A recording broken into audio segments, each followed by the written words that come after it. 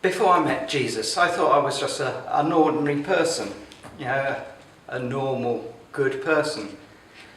I thought I had no need for God. Did I even think he existed?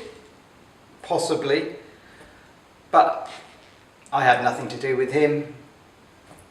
He had nothing to do with me. But then I met a group of Christians while I was at university.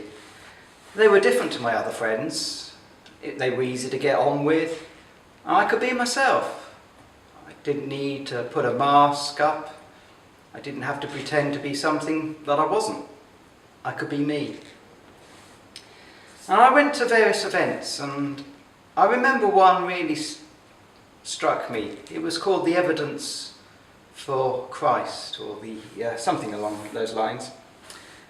And it had a really big impact on me. But then after that, I remember where I was in my university room, and I remember thinking, I'm not good enough to be a Christian. But I was wrong.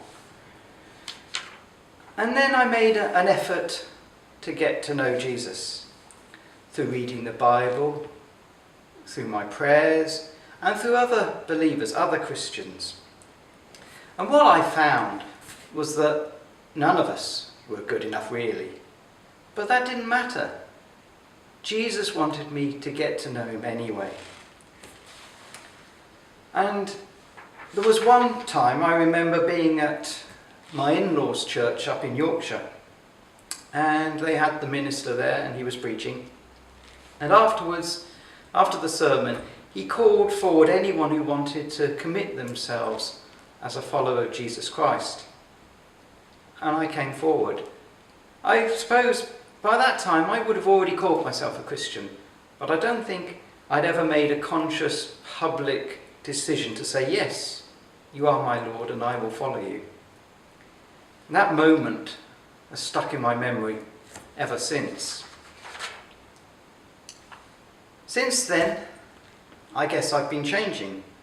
I'm no longer the person that I used to be. I'm still not perfect. You can ask my family that and they'll agree. But I know that my future is secure. It's a future with Christ, my Saviour. It's a future that has already started. And no matter where I am, whatever happens, Jesus is Lord. He's Lord of the world, but he's also Lord of my life.